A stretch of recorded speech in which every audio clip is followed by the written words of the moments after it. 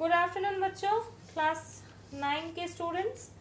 आप लोगों का भूगोल का ये चौथा पाठ है, भू आकृतिक प्रक्रियाएं और पृथ्वी के भूस्वरूप।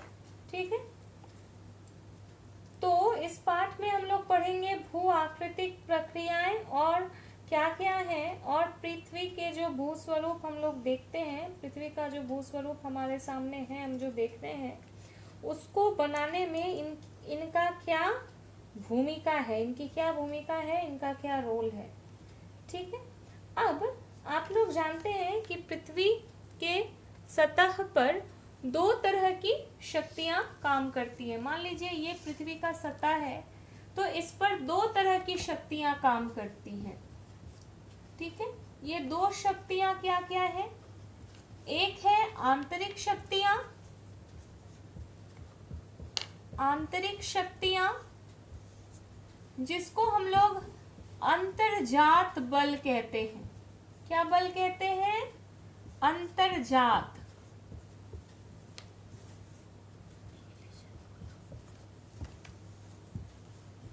अंतर्जात बल, इंटरनल फोर्सेस। ठीक है, और ऊपर से जो बल काम करती हैं जिसको हम लोग बाह्य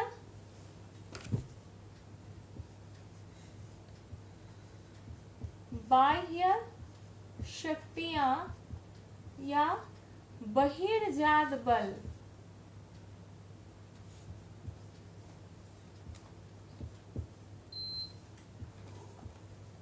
ठीक है, बहिर्जात बल कहते हैं इसको। इंग्लिश में कहते हैं हम लोग एक्सोजेनिक फोर्सेस, और इसको कहते हैं एंडोजेनिक फोर्सेस। ठीक है, तो बाह्य शक्तियां पृथ्वी के सतह पर ऊपर से काम करती हैं, अंतर्जात शक्तियां या आंतरिक शक्तियां पृथ्वी के सतह पर धरती के नीचे से काम करती है। अब इसको देखने से ही मालूम चलता है, देखो आंतरिक शक्तियां जो है वो धरातल को, आंतरिक शक्तियां क्या करती है? धरातल को या तो ऊपर उठाती है या तो नीचे धसाती है। और बाह्य शक्तियां, आंतरिक शक्तियां ऊपर भी उठाती है, नीचे भी धसा सकती है। जैसे भूकंप होने पे कभी कभी कोई भूभाग ऊपर उठ जाता है, कोई नीचे धंस भी जाता है।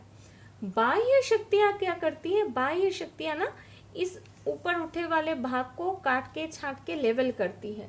ठीक है, जैसे इसको काटी, यहाँ से काट के यहाँ पे क्या की? डिपॉजिट की। इसको यहाँ से काटी, क्या की? डिपॉजिट की। तो कुछ दिन के बाद ये जो तुम्हारा है, काटते छाटते ये किस तरह से हो जाएगा? इस तरह से हो जाएगा। और ऐसा अगर चलते रहा तो ये भी भर जाएगा एक दिन के बाद, और ये पूरा एरिया इस तरह से एक लेवल लैंड, एक समतल भूमि या समतल प्राय भूमि बन जाएगी। ठीक है, तो जब जैसे ही धरातल की सृष्टि होती है उसी समय से क्या हो जाता है?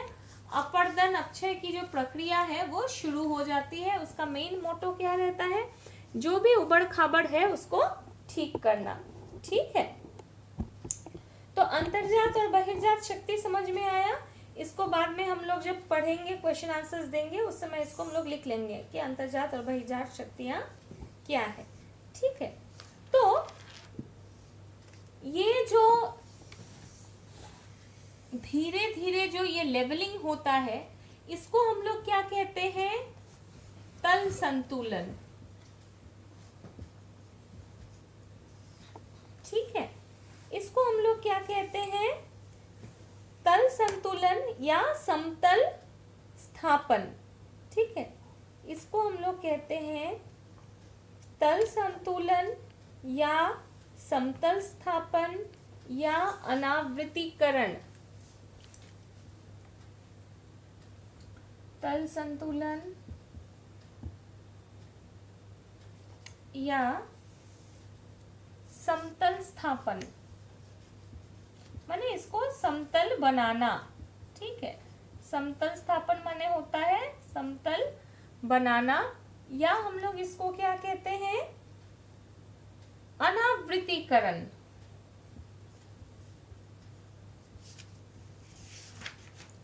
अनावृत्तिकरण,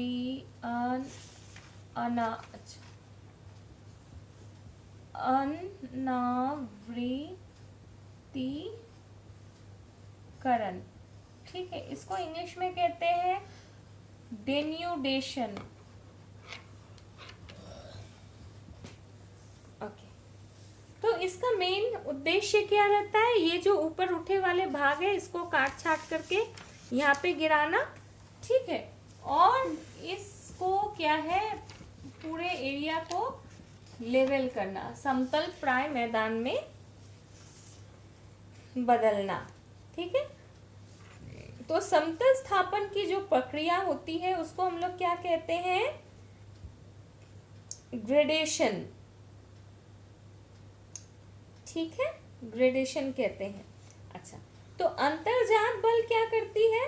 अंतर्जात बल करती है कि भूमि को या तो ऊपर भी उठा सकती है या नीचे भी धसा सकती है। पृथ्वी की आंतरिक शक्तियां धरातल को ऊपर उठाती है या नीचे धसाती है, और पृथ्वी की बाह्य शक्तियां धरातल की इन विषमताओं को अपनी शक्तियों द्वारा समतल बनाती है।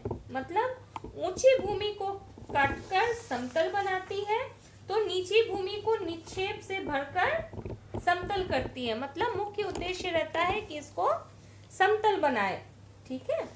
अच्छा, अब बहिर्जात प्रक्रियाओं द्वारा भूपृष्ठ पर विभिन्न प्रकार की स्थलाकृतियां बनती हैं, अतः इन प्रक्रियाओं को भू आकृतिक प्रक्रियाएं कहा जाता है। अब प्रश्न आता है कि भू आकृतिक प्रक्रियाएं क्या है? तो भू आकृतिक प्रक्रियाएं क्या है?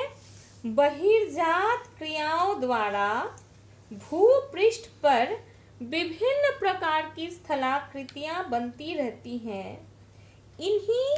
यही जो स्थलाकृतियां बनने की जो प्रक्रिया है उसी को हम लोग क्या कहते हैं? भू आकृतिक प्रक्रियाएं, ठीक है। फिर से समझा दूं, भू आकृतिक प्रक्रियाएं क्या है?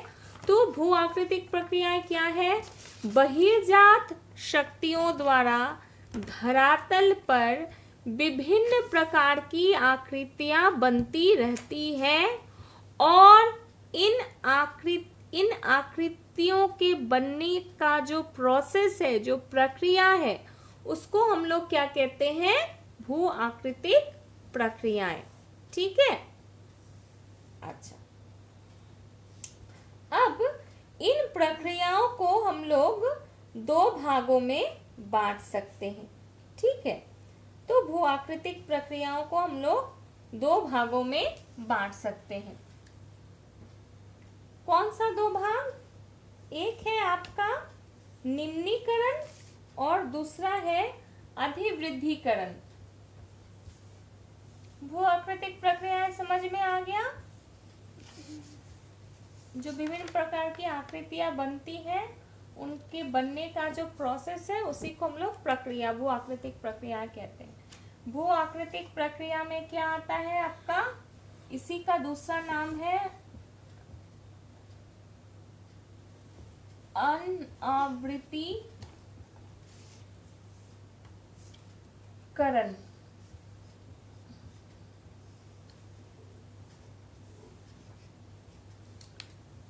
ये त संयुक्त है, ठीक है। अनावृत्तिकरण, अनावृत्तिकरण को हम लोग दो भाग में बांटते हैं। निम्नीकरण, काट काट के नीचा करना,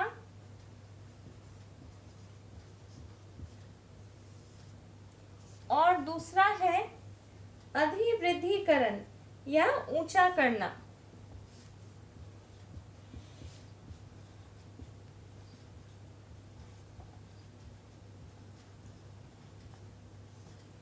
अधिवृद्धिकरण, निम्नीकरण को इंग्लिश में कहते हैं डिग्रेडेशन,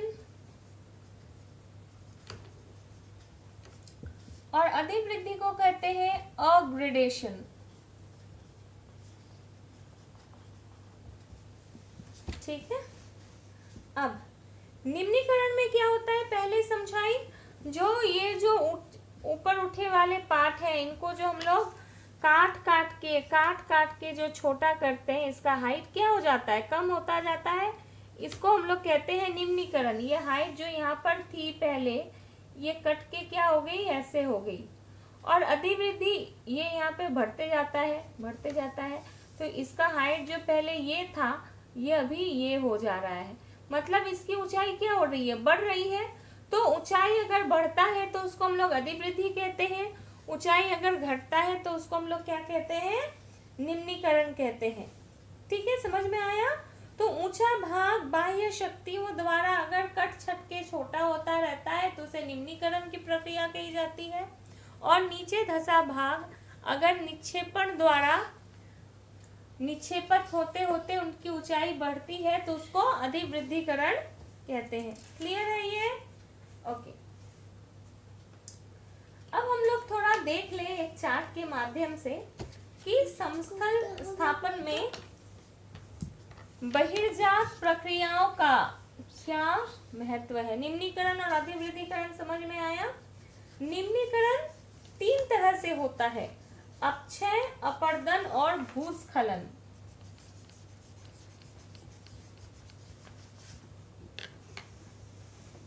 अपक्षय,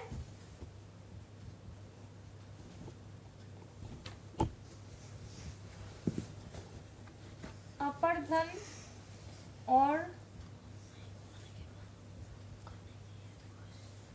भूस्खलन, तीन प्रक्रिया है निम्नीकरण का, अपक्षय, अपर्दन और भूस्खलन। ठीक है। अपक्षय आप लोग जानते हो कि जब टूट फूट करके चट्टानें वहीं पर रहती हैं, चट्टानें जब अपने ही स्थान पर टूट फूट कर या सड़ गल जाती है उसको अपक्षय कहते हैं। ठीक है, एक ही स्थान पर, अपने ही स्थान पर, ये बहुत महत्वपूर्ण है, इसमें कोई भी स्थान का परिवर्तन नहीं होगा। ठीक है। अच्छा, अपर्दन क्या होता है? ये एक स्थैतिक क्रिया है, इसमें शिलाखंड अपने ही स्थान पर बने रहते हैं। गुरुत्व के साथ के सीधे प्रभाव से जब टूटी फूटी चट्टानें नीचे की ओर खिसकती हैं या गिरती हैं तो इसे शिलाखंडों का खिसकना कहते हैं। अपर्दन के अंतर्गत गतिशील अभिकरण जैसे नदी, हवा, हिमनद, समुद्री तरंगे, शिलाखंडों का स्थानांतरण होता है। ठीक है। तो अपक्षय वाले जो पदार्थ अगर एक जगह से दूसरी जगह बहाकर ले जाए जाते हैं, हिमनद हुआ, नदी हुआ, पवन हुआ, इनसे अगर बहाकर ले जाए जाते हैं तो इसको हम लोग अपर्दन कहते हैं। और भूस्खलन क्या है? भूस्खलन है ग्रेविटेशनल पुल के कारण। ग्रेविटेशनल पुल मतलब गुरुत्वाकर्षण बल।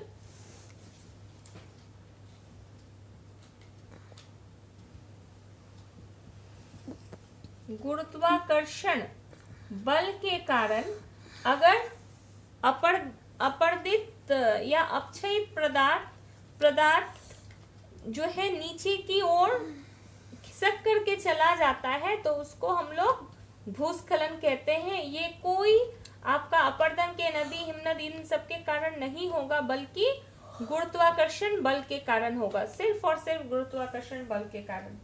ठीक है, ये समझ में आया। अब अधिवृद्धिकरण।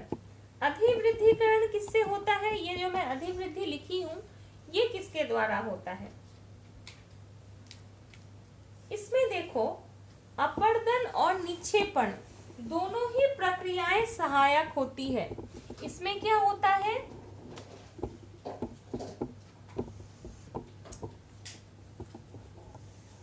इसमें क्या होता है? अपर्दन प्लस निक्षेपण, मतलब जो अपर्दित हुई वो क्या होती है, यहाँ पे निक्षेपित होती है।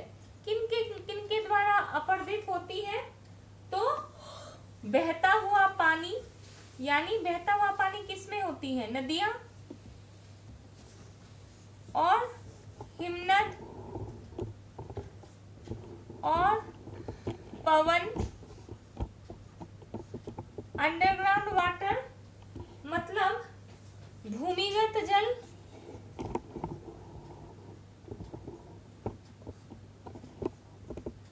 और क्या हो सकता है, समुद्री लहरें या तरंगे।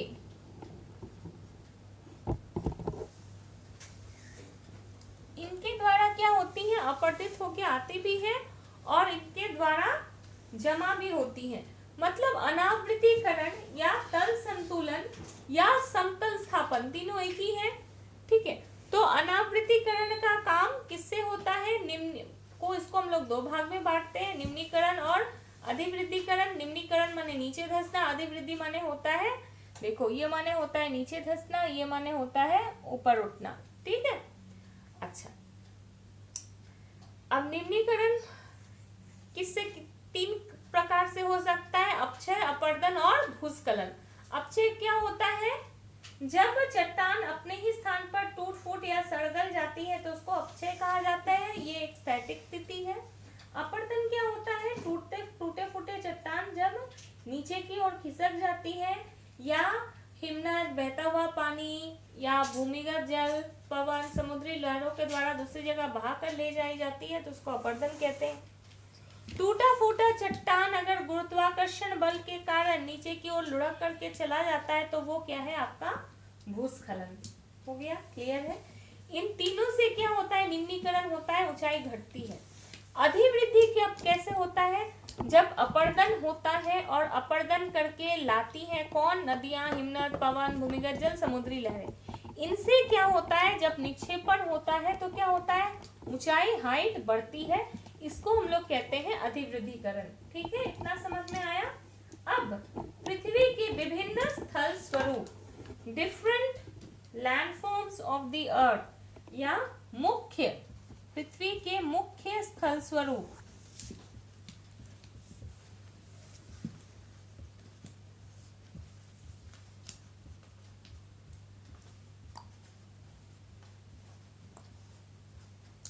पृथ्वी के मुख्य स्थल स्वरूप, पृथ्वी के, अच्छा पृथ्वी के दो महत्वपूर्ण स्थल स्वरूप है, क्या क्या, सब दो महत्वपूर्ण स्थल स्वरूप है, महासागर और महादेश या महाद्वीप। ठीक है, इसको हम लोग कहते हैं प्रथम क्रम की स्थलाकृतियां।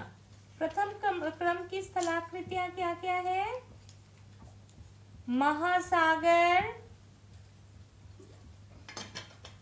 और महादेश या महाद्वीप। ठीक है, दोनों एक ही है, महादेश और महाद्वीप दोनों एक ही है। अब महाद्वीप पर हम लोग क्या देखते हैं, पहाड़, पर्वत, पठार, मैदान, ये सब देखते हैं। तो ये जो पहाड़, पर्वत, मैदान, पठार हैं, इनको हम लोग कहते हैं द्वितीय क्रम की स्थलाकृतियां। ठीक है, द्वितीय क्रम की स्थलाकृतियां, इसमें क्या आएगा, पहाड़, पर्वत, पठार, ये सारे आएंगे। अब इन पहाड़ पर्वत में क्या होता है, अलग अलग चोटियां होती हैं, अलग अलग घाटियां हो सकती है, कहीं पे खड्ड हो सकता है, कहीं पे जलप्रपात हो सकता है, कहीं पे बालू का स्तूप हो सकता है, कहीं पे गुफा हो सकती है। तो यह जो स्थलाकृतियां इनमें बनता है, मतलब द्वितीय क्रम की स्थलाकृतियों में अलग से जो स्थलाकृतियां बनती हैं उसको हम लोग क्या कहते हैं, तृतीय क्रम की स्थलाकृतियां। समझ में आया, जैसे अलग अलग चोटियां हैं, पहाड़ की अलग चोटियां हैं, ठीक है, मान लो कि गुफा है, हाँ, मान लो कि गॉर्ज है या जलप्रपात है, वो सब क्या हो जाएगा, तृतीय क्रम की स्थलाकृतियां। ठीक है, अब हम लोगों को इसमें क्या पढ़ना है, द्वितीय क्रम की स्थलाकृतियां माने पर्वत, पहाड़ में मिटा दो, पर्वत, पठार और मैदान, इन तीनों के बारे में हम लोगों को विस्तृत रूप से अध्ययन करना है। ठीक है, तो हम लोग सबसे पहले देखेंगे कि पर्वत क्या है। ठीक है, तो अगले वीडियो में हम लोग पर्वत के बारे में डिटेल्स में डिस्कस करेंगे। ठीक है, ओके, तब इस वीडियो में इतना ही।